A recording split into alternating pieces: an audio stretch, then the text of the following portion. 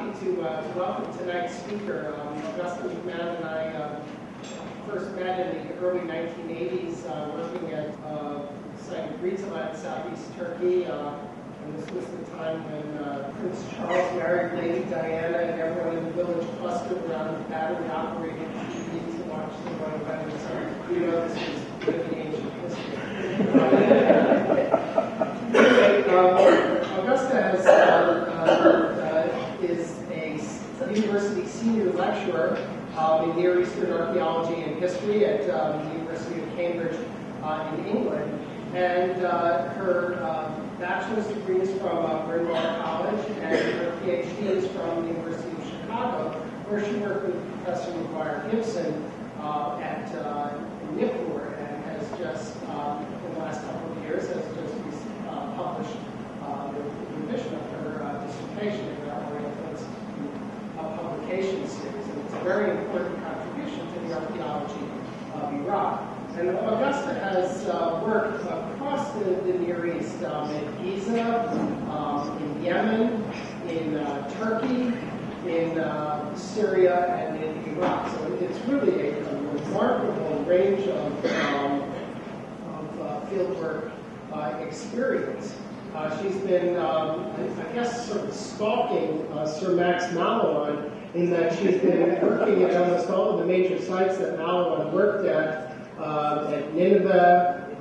She was, I guess, co-directing at Chagar Bazaar, and then most recently she became the field director for the excavations at Tell Brak, which is the subject of her talk tonight. And Tell Brak is an extraordinarily important site for the archaeology of the Near East, and her selection by Professor Joan Oates to be the field director is a real tribute to her abilities. So we're really delighted to welcome you back to Chicago, and the title of her talk is Death in the City, Excavations at Tell Brak. So please join me in welcoming Dr. Augusta McMahon. I'd just like to add my thank you to all of you for coming out. It's not the most perfect weather that I would have wished. But anyway, Tell Brak. Anyway, it's a massive site, and as Gil said, one of the key sites for understanding northern Mesopotamia. And there's a sequence at Tell Brak which covers everything back from the Neolithic through essentially the Islamic period in various parts of the site. I'll actually be focusing on the late Chalcolithic material, which is 4th millennium, and early urbanism, and particularly some conflict events that happened at the point when the site was expanding to urban size. Trying to just arrange myself a little bit better here. So anyway, massive site, as Gil said. It was first explored by Max Mallowan, who was the husband of Agatha Christie. If you don't know him, you probably know her. And that was back in the 1930s. Then there was a long episode of non-excavation, a break of excavation, until the 1970s when David and Joan Oates of the University of Cambridge restarted the excavations.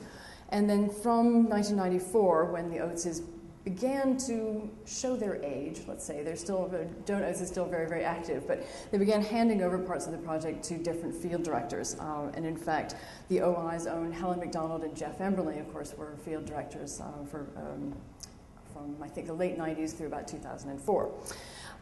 Then since 2006, I took over as field director, and my primary focus has been this early urbanization issues, the development of the world's first cities, and particularly the urbanism conflict relationship. With that, location of the site, and I have a pointer, yes. I'll turn it around the right way, right? As you can see right there. And it's near two of the tributaries of the Upper Habur River system, which then feed into the Euphrates, which is down here on the floor. And this is an incredibly agriculturally fertile area, plenty of rainfall most years, and incredibly archaeologically dense. I mean, hundreds and hundreds of sites from Paleolithic through Islamic. And Tel Hamakar, which is another Oriental Institute project, and our very good friends and somewhat distant neighbors, is out there further to the east. They have complementary time periods and a complementary settlement pattern. We share a lot of team members, and it's a good collaboration.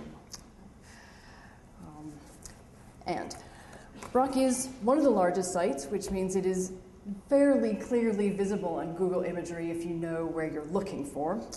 This is actually the central mound. There's a larger outer town outside it that I'll be talking about as well.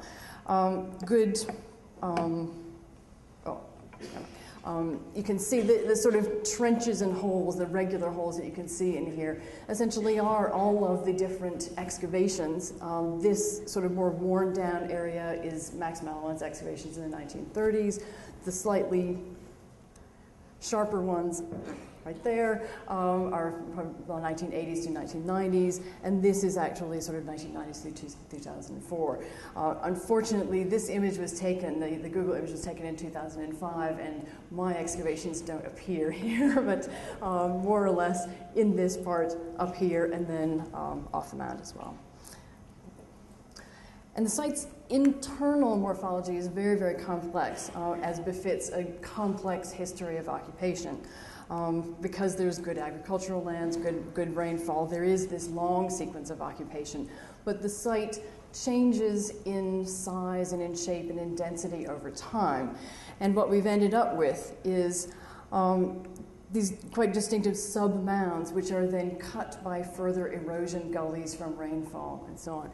And when you're looking for earlier occupation, as you might guess, is quite difficult because there's a lot of later overburden over the top. So in order to look at this late Chalcolithic, 4th millennium material, we have to sort of burrow in on the sides of some of these erosion gullies, like what's going on here. And the mound is actually, the top of the mound is another further many meters above.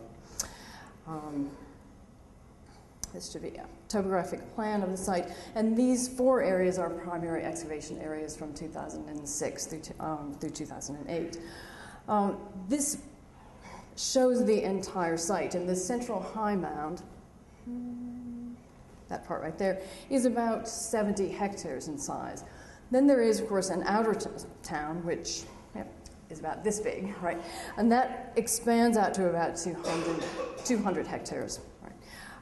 Arguably, this outer town is less densely occupied than the center, and it is much more subject to change over time. It very much looks as if the mounded site center is occupied very much continuously, but the outside sort of expands and contracts. In case anyone's sort of trying to get a picture of how much a hectare is or how much 200 hectares is, the next slide should be Tell Brak draped over a Google image of Hyde Park, so you can actually see roughly how large the site is. And it's pretty much 55th Street to the other side of the Midway, and from the hospitals, which are here, to Dorchester Avenue. So you can get a sense of like how much space we're actually dealing with at this point. Right. So, anyway, the first part of the project, the first part of what I'll be talking about, is looking at early industrial activities, which, believe me, is more exciting than it sounds. Right? An early urban economy and how industry and economic activities change as we get more socially complex and more densely populated. And the area that we chose for this particular excavation is near the northern entrance into the settlement. There is actually a modern sort of roadway track where you can see the motorbikes parked, and that is, in fact, that marks an ancient access route into the settlement as well. And within that trench, you can see all that. That's the excavation. There is very much a continuous sequence covering patches of the 2nd and 3rd millennium, but then the entire 4th millennium. And we're now down into levels which are very early 4th millennium, very late 5th millennium BC. So right around the 4,200 to about 3,800 BC, roughly. And what we've got in here, there is actually the corner of a very large public building, which Jeff Emberling was actually responsible for excavating. And we're now excavating the industrial area, which is adjacent to that. And there's an interesting just exploration of how these two features interact with each other. Now, this is a photo actually taken during excavation. The grassy patch at the back is the location of the public building, and then the industrial area is the part out towards the front, and then I'm standing actually in the site entrance. Now, we've got 22 architectural levels have so far been identified within this area TW sequence. I'm only going to talk about the bottom 4, which I'm responsible for, but we have some interesting changes over time, architectural changes and also changes in the material culture as we went. At the bottom, or the bottom of what we've reached so far, we are at about 4,200 BC to roughly 4,000 BC. We're still significantly above the level of the plain at this point, so there's easily a good 10 to 15 meters of earlier deposit below in this area. So again, back into the 5th millennium, potentially into the 6th millennium, somewhere down there. In these levels that we're at so far, that's 22 and 21, there isn't really very much architecture. The significant features are these big ovens and pottery kilns, which themselves are actually quite substantial. They're about 1.5 to 2 meters in diameter. So this is not the kind of thing that we expect to see in sort of domestic houses. These things are, in fact, on a much larger scale, and there's no houses nearby. There's really no, no domestic kind of refuse, nothing that looks as if people are living there, no houses and so on. There is some architecture that tends to be little sort of windbreaks and very, very ephemeral kind of architecture that was sort of cut down and rebuilt and cut down and rebuilt, very, very sort of changing all the time. So that's level 22 right there. In the subsequent level 21, which is only slightly later, roughly, than most of the material culture stays very much the same. More of the same, more ovens, more very ephemeral architecture, enormous pits full of ash. And we can actually see that some of the ovens were decommissioned in a way, right? Used, then they went out of use, and they were actually used for storage materials. In this case, actually, there's a lot of grinding stones stored in this oven.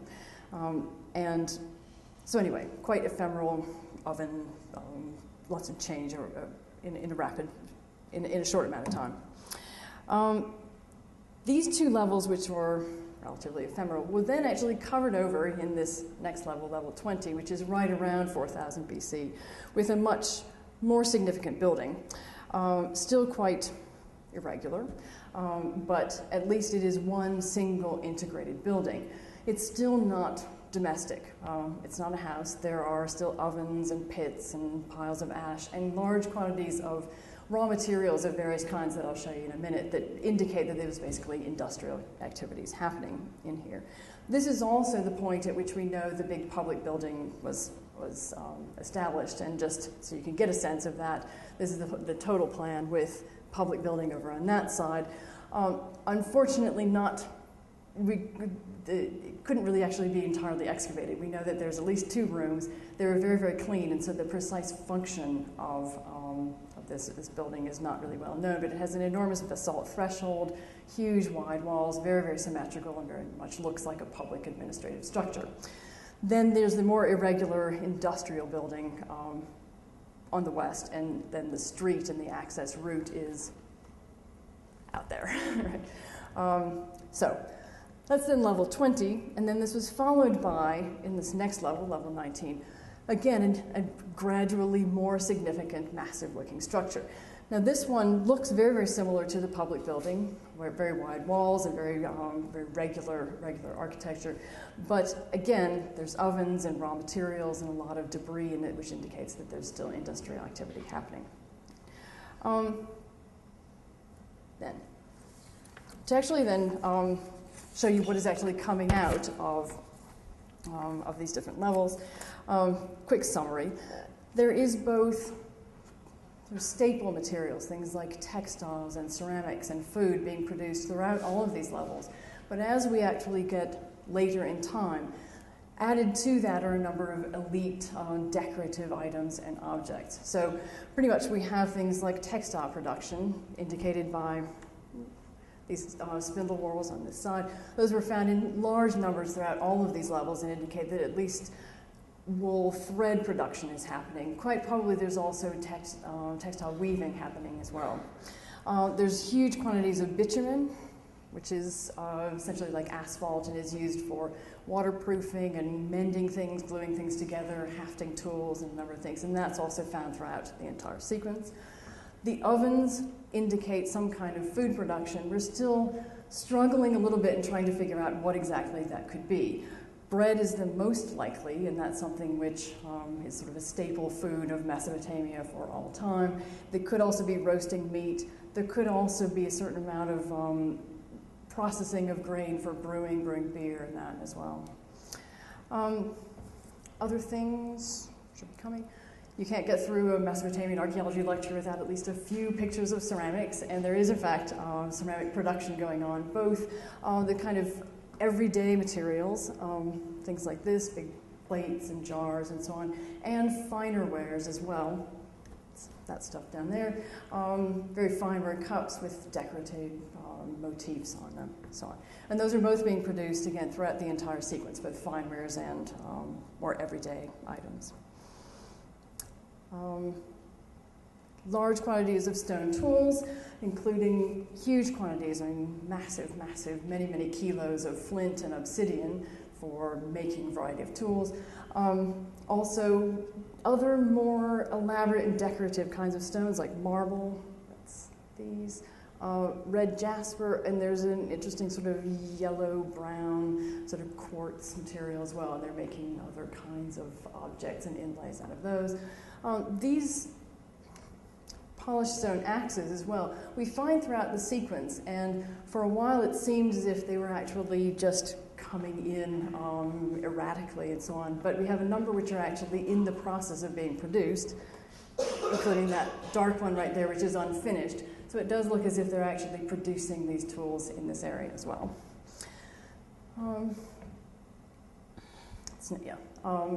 Like I said, vast quantities of obsidian and flints, and they are both making the tools there and then also using them as well. So we get things like the one in the center, which is a set of flint blades which can actually be fitted back together, so that sort of 3 strikes on a core produced that. More elaborate things like the arrowheads down here, which look very Neolithic, but in fact are late Chalcolithic. And these huge flint saws, which were probably produced in the area and then have been used, in fact, for sawing what we assume is wood. They're very, very blunt, and they have striation marks on them from sawing to and fro. Right. These obsidian blades, these ones right here, are in fact actually used for making beads rather than tools, and we'll get to that in possibly the next slide. Yeah. So all of that is basically produced throughout the entire sequence. As we get into the later levels with the more significant architecture, we start to get more elite decorative kinds of things, and that includes all the beads at the top, and that one right there is in fact an obsidian bead ground and hacked out of those obsidian blades. We have enormous quantities of these river mollusks as well, and then shell inlay pieces made from them.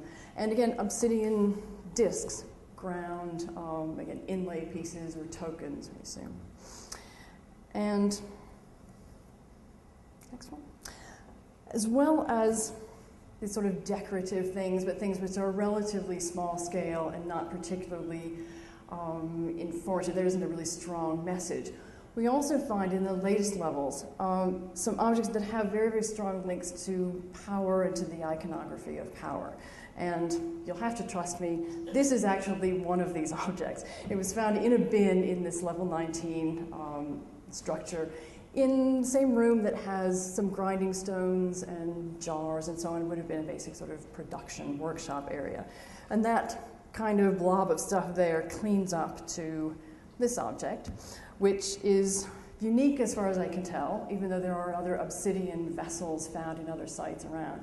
It's in fact an obsidian core, which has been used to cut blades, probably for production of those beads. Then it's been very carefully ground and hollowed out in this part, and the tip of it has been shaped so that it can then be set into this marble base.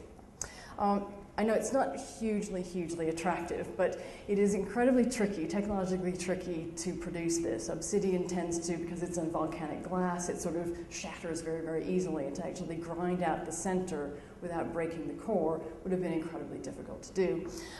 There's some other things about this which indicate that there is very, very special function. Not only is it a sort of unique, unusual object, it's very small. It basically fits sort of in your hand, and because the top is quite heavy and the base is very small, it's not something that you ever sort of set down, right? It would have to be held in the hand of someone all the time, so it is very much associated with one particular individual, and it becomes a sort of badge of office. The other thing about it is it's the volume is very small. It's only about a sort of shot and a half. So it's not something you drink out of if you're thirsty. You drink out of it some kind of special liquid under very, very special kinds of circumstances. The other thing about this, of course, we take, I'm very much one for using analogies from later historical periods. And in the 3rd millennium, we have an enormous number of fancy metal cups, things like gold cups in the Ur-Royal Cemetery, and cups that show up on cylinder seals, which are very much associated with kings and leaders and so on, and the people sitting and drinking small quantities of some exotic liquid out of cups. It's very much something we see in later historical periods, and I'm willing to bring this back as an analogy for prehistory as well. Next one. And that obsidian cup is then complemented by a number of container ceilings with particularly lion imagery on it. And the ceilings themselves, and I've given you an example of how that works in case you've not seen, but I'm sure Oriental Studies or Oriental Institute people, you've probably seen a lot of ceilings in previous lectures. You've got a jar with a kind of cloth cover, strings around, and that would actually be the ceiling with the impression on it. So we usually have both a sort of image on the front, and then the back will actually retain an impression of what was being sealed. We have jar ceilings and a lot of different basket ceilings and box ceilings and so on, and huge numbers of these have, in this particular sequence, have imagery of lions on them. And the symbol and icon of the lion has a long association with kings and with leadership in Mesopotamia, particularly at the end, the Neo-Syrian lion hunts and lion imagery. And also, lions show up in Mesopotamian texts as a metaphor for power and a metaphor for essentially the worthy rival of the king. It's basically the only creature which might oppose the king, and yet in a way reflects how powerful the king is. Right? We have a lot of Mesopotamian, a lot of lion imagery in the historical periods, and we're also starting to see it back in prehistory as well. We've got this one, which is basically just kind of walking along on its own. It's quite dramatic and very, very well carved. But in fact, more interesting is this more difficult one to interpret that turns out to be a lion in a cage. And in my search so far, this is essentially unique. And as the lion is a metaphor for power, the caged lion can then be a metaphor for the trapping of that power, the control of that power, control of the wild, control of enemies, control of anything that might be a potential rival for the king. This is our best one that has the sort of little needle-like teeth and a big roaring mouth. We have about almost a dozen other examples from the site as well, just slightly different versions of the king, of the lion in the cage. So far, basically, a quick summary of our excavations in this particular area on the site. We've got elaboration of architecture, increased scale of architecture, and that dovetails nicely with the elaboration of different kinds of items produced in the area.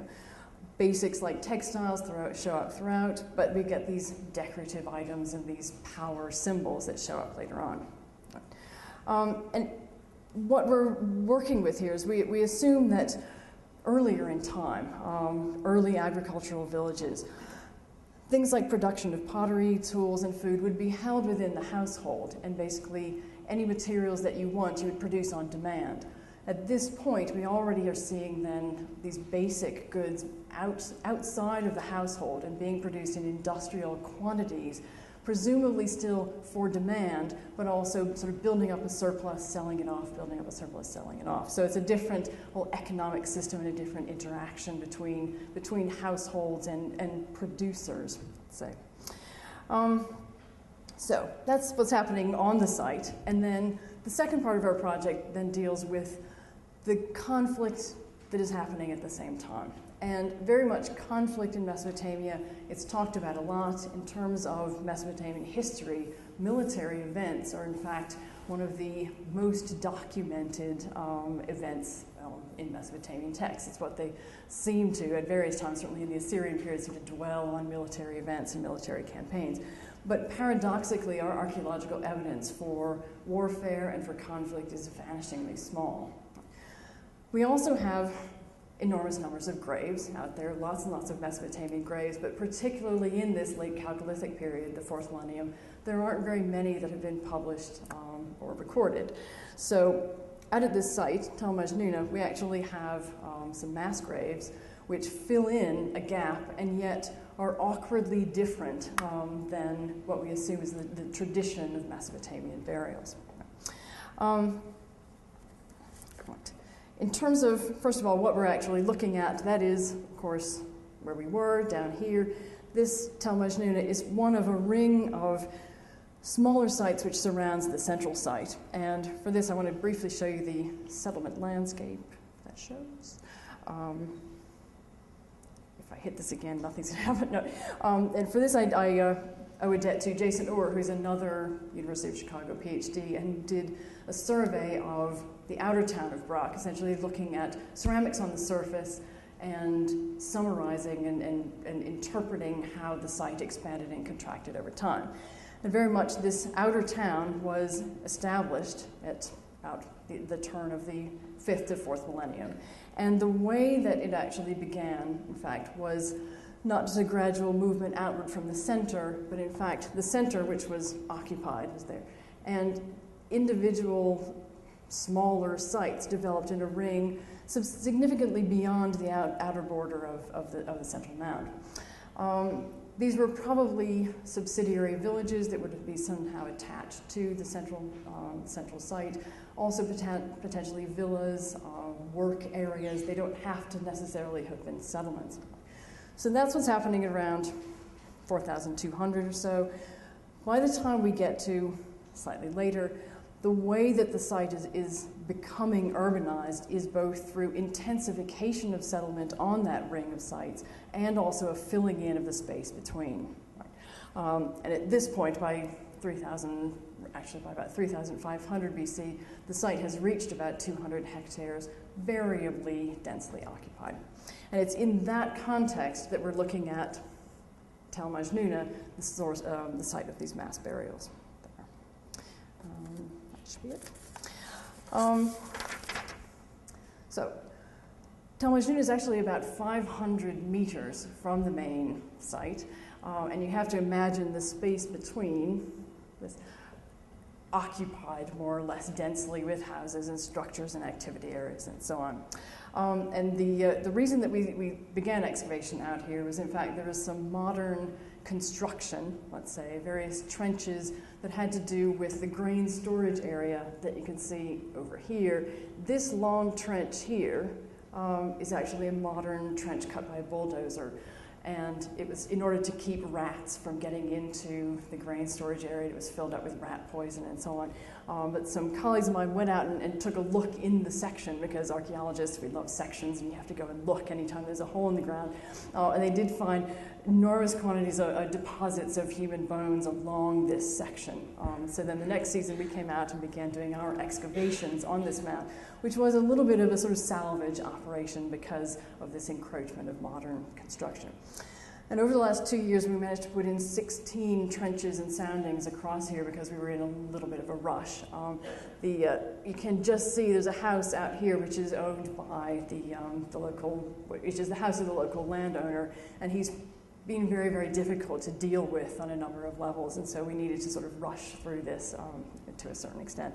That's why we really put an enormous effort into putting a number of trenches across this to get a good picture before something bad happens. This is shot during excavation, and this, in fact, is the modern trench, which all the blokes are standing in, and then this is one of our excavations. Then we have further excavations actually up on the site itself. And this is the first of our mass graves, and we do have 4 of them in our 16 trenches. And the first one, which is also the first one we encountered, which is also the earliest of the sequence, has turned out to be the most dramatic. So far we've identified about 150 parts of 150 dead individuals, let's say, and I'll get into the parts in a minute. Right? We estimate from the excavation that we've done so far and the deposits we can see in the modern trench that this deposit is probably about 20 meters long and between 2 to 3 meters wide. It's not completely solidly piles of bones. There are sort of clusters that are very, very dense and clusters or areas which are a bit more sparse. But roughly we're estimating there has to be at least 400 or potentially more dead individuals in this particular deposit right here. We've got dating which is from ceramic typology, which is pretty safely dates this to about 3,800 BC. So that is roughly overlapping with the levels of excavation on the site which show this elaboration and power iconography and so on. So the interpretation of this, we have at least 150, maybe as many as 400 different individuals out here.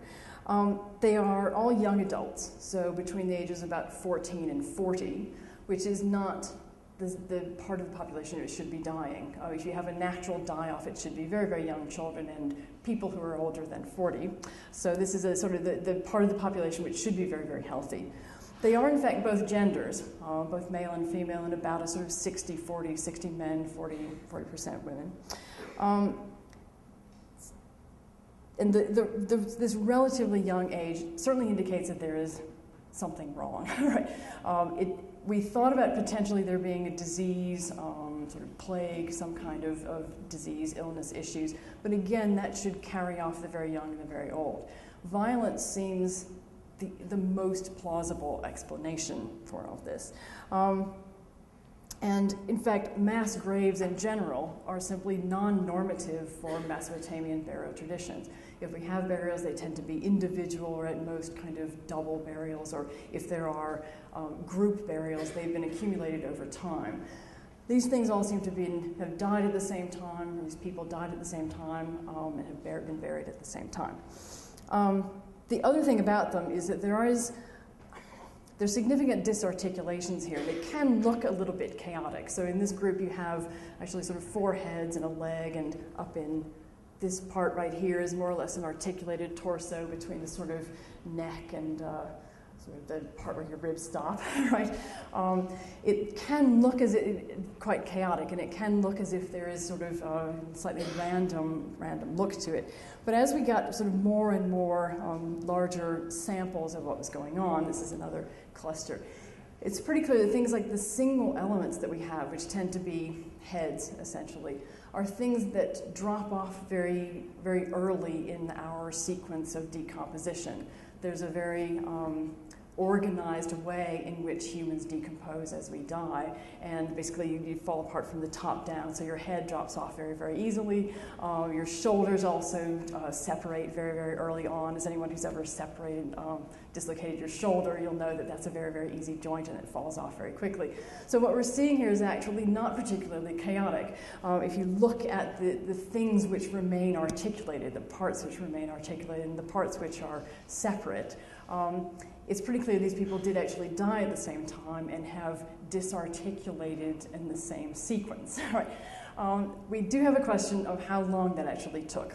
And it's pretty clear from things like there's some rat damage and some potential bird of prey damage, little gnaw marks and hack marks on some of these bones, that after death, all of these people were actually exposed for a significant length of time for carnivores to come and scavenge and so on.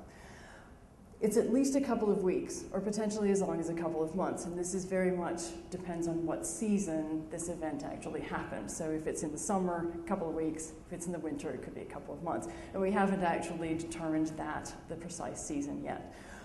Then what's happened is they've actually been shifted, which is actually probably when most of the disarticulation took place. And well, we'll get into that in a minute. There's also, at the same time, another complicated event happening. And you can see in both of these images, as well as human bones, there's significant quantities of animal bones as well. So there's a whole Down there, a kind of side of beef. There's also some other large articulated cattle bones there. And in this stack of bones right here, there's actually an interleaving of human and animal bones. So at the top, there's actually various human bits, including there's an arm right here, spine, a couple of heads. This then is actually the scapula of a cow, but it's overlapping a whole additional set of human bones down below. We're assuming from things like quite elaborate and distinctive butchering marks on the cattle bones that there has been a very precise event, and essentially a feast, which took place probably after the death, but before the actual shifting of bodies from the battlefield to this area. Right. Again, what we're looking at is potentially, is this a commemoration of sort of our dead, or is this a celebration of enemy dead? And we'll get back to that in a minute. But there has been a feast which has taken place probably on the battlefield, strangely and paradoxically sort of above these decomposing bodies, and then the whole lot has been scooped up and shifted over here. The bones also, they're not in an actual pit, they're sort of piled up in a long sort of berm as well, and were probably, again, left exposed once they were laid out there as well. All of this is kind of, again, non-normative, and there's a certain amount of corpse abuse, you might say, which leads us to believe that this is actually probably enemy dead rather than our friends. Some other things too, we can see a certain amount of information we can gather of how these corpses were actually transported as well. And this is, I have to admit, my favorite image because I'm quite ghoulish, but you can see in here, there's at least two individuals who are more or less actually still intact from about the sort of shoulder, about here, all the way down. That's spine right through there, rib cage, the pelvis is here, and the legs are actually here and here. Unfortunately, they've been chopped off by the bulldozer. And there's another which is in exactly the same state of preservation right here. Probably what's happened is my reconstruction of the transport of this is dead bodies lying actually still relatively articulated on the battlefield, but they have started to, in fact, decompose and fall apart. And if I had to transport a dead body, right, you sort of make a stretcher, but in order to pick them up and shift them onto the stretcher, you probably pick them up by the wrists and the ankles.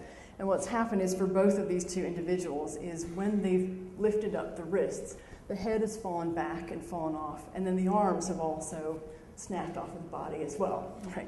The legs and everything sort of from there down has remained intact, and so that's actually been sort of put on a stretcher and then shuffled along over here.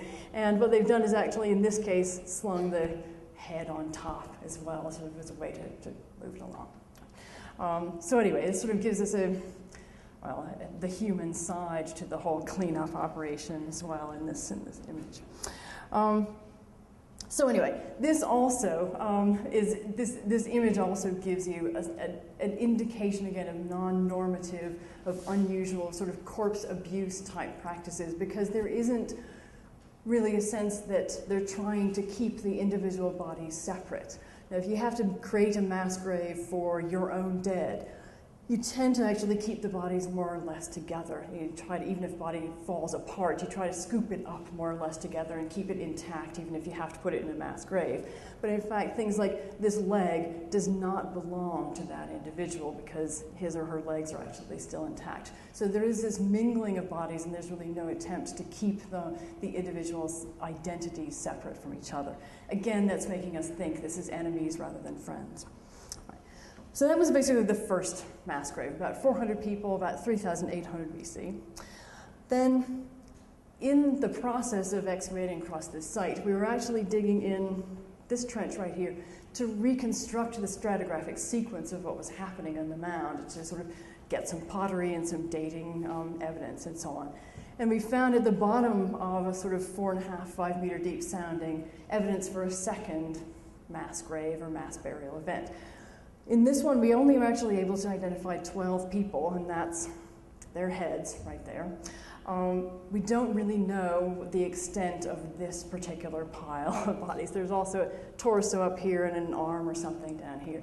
We're assuming, again, there could be, there's at least 12. This could be as large, again, as another several hundred. And the ceramic indicators for this indicate it's about 100 years after our first one.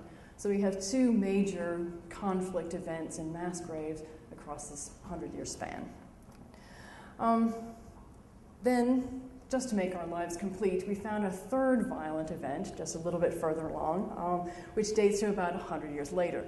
Now, at first glance, this looks like a sort of normal cemetery. You look at it, you think, thank goodness the bodies are still articulated. There's not a sort of mass grave. There's no real problems here. The individual bodies are laid in with respect to each other, and there's some attempt to keep them separate from each other. But the closer we looked at this, it's clear that this is another violent event, aftermath. Again, the ages are too young. They're between 14 and 40, so they haven't experienced a normal death.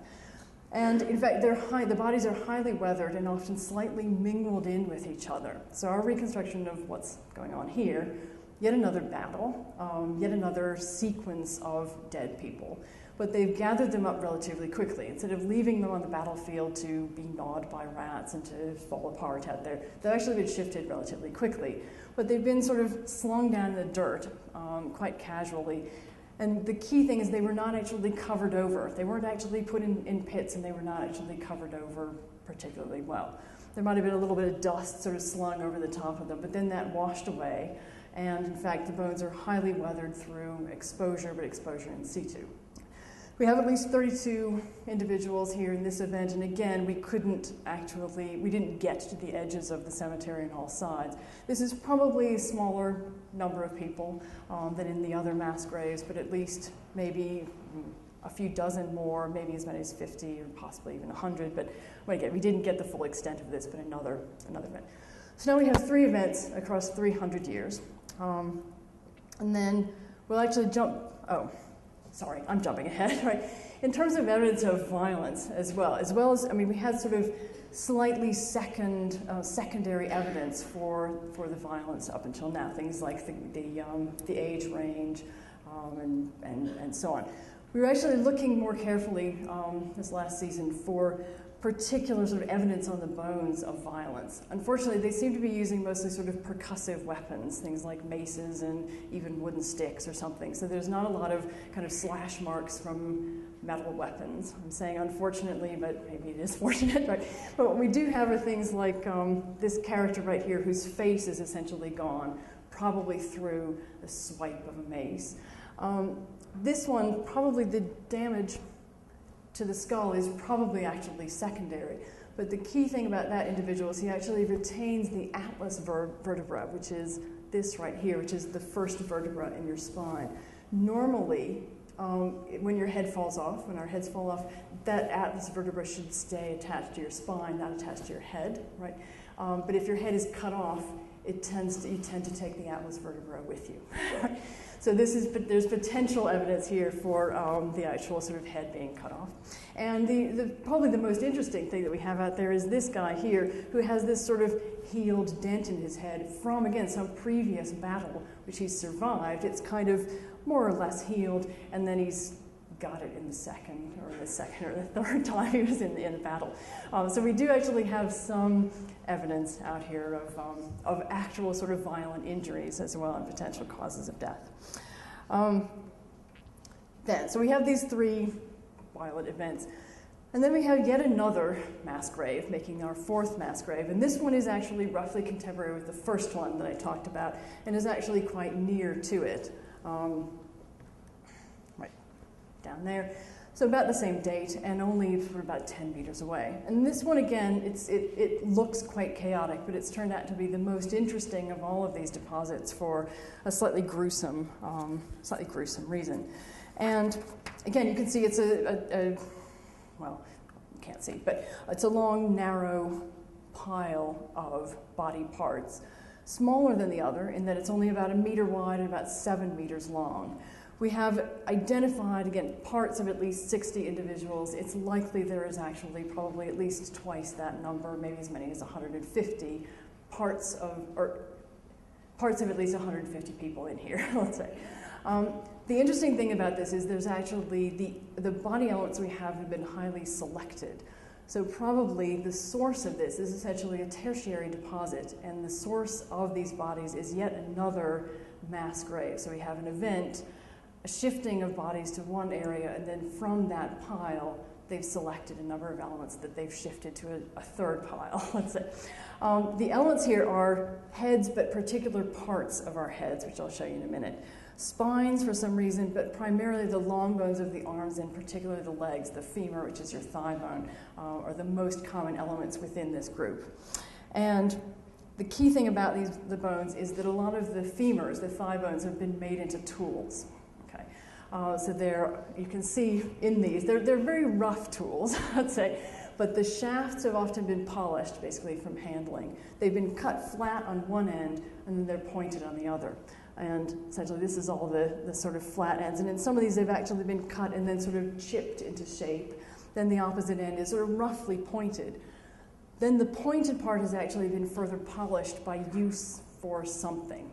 And after I put this slide together, I realized that they actually fall out into about two very distinct sizes. There's some that are about 20 centimeters long and some that are about 10 to 12 centimeters long. I haven't quite worked out what that might mean, but anyway, we have sort of larger tools and smaller tools out here. And a slightly closer version of these, you can see the polish on the shaft on this one and the polish on the points of these. Then the other thing is that I did say that there were heads out here as well, and they tend to be relatively small chunks like this. We don't have the entire skull. What we tend to have is the frontal part of the head, so the part that's essentially sort of from your brow ridge up to the center, right where we have a suture right here. And the lower jaws are virtually absent, and very, very little of the kind of face or the back of the skull. And the heads are also slightly polished. I hope you can see on here there's a sort of reflective shine right there where there's been polish from handling. And there's also some abrasions on here as well, some very, very light striations and abrasions. Now, a lot of this kind of traces on bones very much fits with recognized archaeological signatures for cannibalism. Right. In Mesopotamia, in art and text and archaeology, cannibalism is essentially unknown. But this is the kind of thing that you wouldn't really expect to see written down. And just because it's rare or unique doesn't mean it didn't actually happen.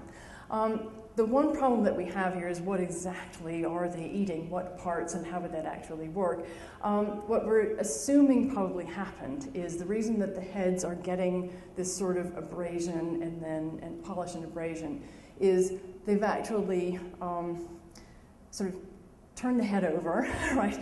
And in order to sort of separate the sutures, kind of smacked it lightly on some solid surface so that then the sutures then separate from each other. A bit like if you ever worked in the restaurant industry, how you break apart iceberg lettuce, you sort of smack it on something, the stem comes out. So anyway, you can do the same kind of thing apparently with a head, smack it lightly, and the sutures kind of fall apart, right?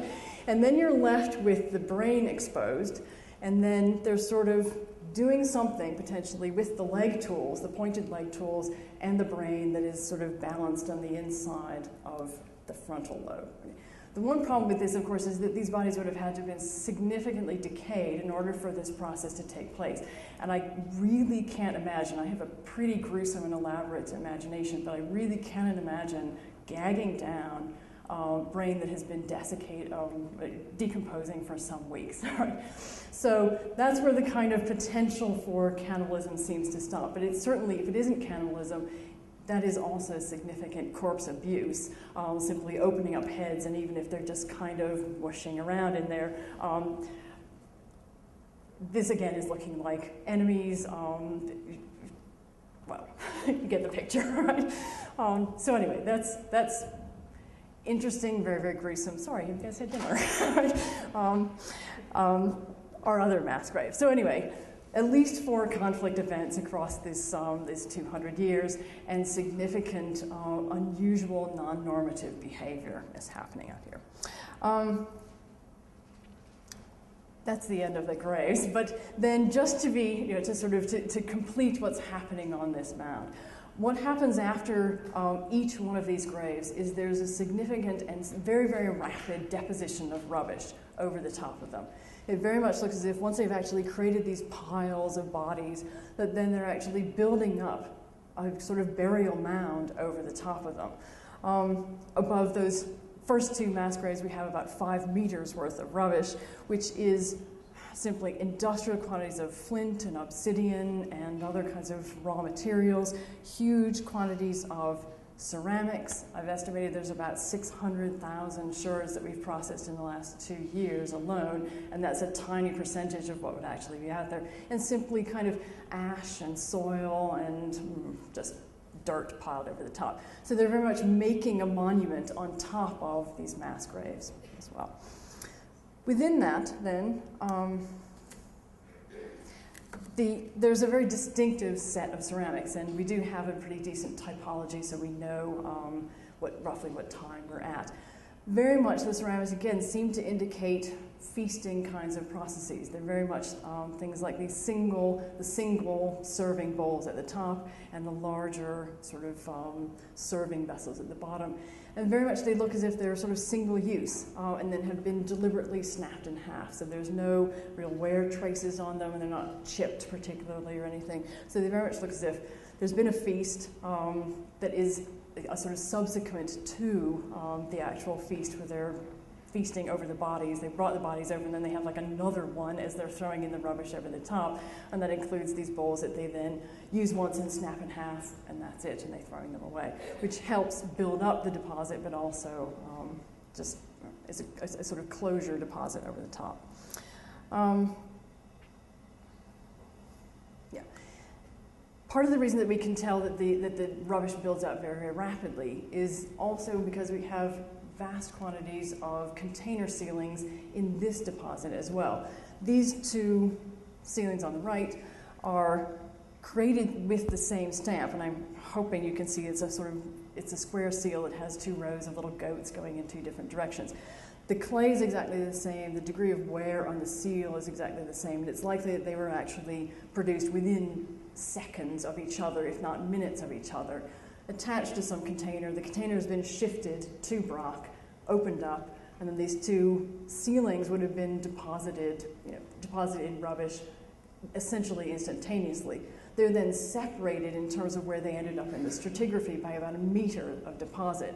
And we tend to think 1 meter, that would take some decades potentially to build up, but it's likely that built up within the space of an hour of significant dumping. So this 5 meters of deposit we have is actually not that significant in time, even though it's significant in height.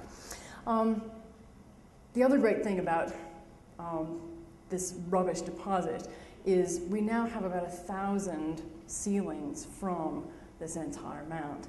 And they have an unusually high number of unique impressions on them. The number of sealings that we have that have the same impression of the same seal is incredibly small. So we have about 900 different impressions out there, which again indicates probably the bringing in of probably food for feasts, other kinds of materials into Brak, and that feeds into our ideas of economic elaboration and control and so on. I'll quickly show you some of the more dramatic ones. Most of the ones we have are this kind of theme where you have lions attacking gazelles and deer and so on. Different actual seals, but the same kind of motif over and over and over. We also have a significant number of human and humanoid figures, including this guy right here, who also shows up on sites across everywhere from North Iraq all the way up into Anatolia. I hope you can see there's a sort of horn on the back and a pointed hat. He's got a little tiny wispy beard and a sort of feathered outfit and very high pointed shoes at the bottom. And we've got other sort of hybrid figures, goat men, and so on. So a very, very interesting range of different motifs. And among these also, we get back to this idea of the iconography of power and the interaction of humans and lions. Right? We have several impressions of this particular seal, which is, well, should be very, very clear. Human figure stabbing a lion with a quite long spear, and there's even a sort of, this blob right here is probably blood gushing out of the lion as well, just to keep in the gruesome kind of theme we have going on. The interesting thing about this is the very, very clear iconography of lion-human combat. And again, we have this right through Mesopotamian art, culminating in the Neo-Syrian lion hunt reliefs. And up until this point, very much sort of one of the earliest versions of this icon has been this object right here, which comes from Uruk in southern Iraq, and is dated to about 3100 BC, and that's long acknowledged as essentially the first version we have of this lion-king hand-to-hand combat. We've now pushed this iconography back by about 700 or 800 years and shifted its origin essentially from southern Iraq, from southern Mesopotamia up to northern Mesopotamia. And again, very much we're dealing with themes of the lion being the equal and the rival of the king, and issues of power and so on. Now this one, which is very, very clear, also is supplemented by this next one, which is more difficult to see, but is actually probably much more important, right? And the key things about this, there are a number of things, and one is that there is actually a landscape and a background to this scene, which again is almost unique at this time period. Very much you tend to see single figures in a sort of blank background. And here we've got a sort of tree on a mountain. That's that right there. You can see it better in the composite drawing, with a gazelle or a deer sort of leaping up the mountain against the tree, and is actually being attacked by a vulture at the top as well. But then below it is actually the primary scene of, again, lion and this sort of paradoxically scrawny-looking human, but it could actually be an error of how the seal is actually pressed down. And they are actually in very, very close hand-to-hand combat, and the male human figure is, you can see here, you can actually see much better here, it's actually stabbing the lion with a very long-bladed dagger. The dagger is clearest here, right? Unfortunately, the guy is clearest here, but that's the composite view of this. So again, it's not, we have this imagery, and we don't simply just have one example of it. We have the same human-lion combat in a variety of different versions of the scene. All right. So that's actually about it. That's very much what we've been looking at Tell Brak in the last couple of years. So we have, essentially the results are this new iconography, well, not new iconography of leadership, but earlier iconography of leadership than has previously been reconstructed, longer history than we imagined. We've got a new appreciation of the whole economic and industrial side of urban growth, and proof that, in fact, at the same time we're having this urban expansion and more complicated-looking iconography of leadership, that there is also significant conflict going on. We still, admittedly, even though we've sort of identified the mass graves as those of enemies, we're still not entirely sure whether those are, in fact, basically our local enemies, if this is actually the result of internal sort of class warfare, conflict within the site itself, or whether the expansion of Brak and the obviously very, very elaborate and rich materials there have made Brak into a target for some kind of outside enemy. So we're still working on that and working on the interpretation of that in future seasons. So thank you very much.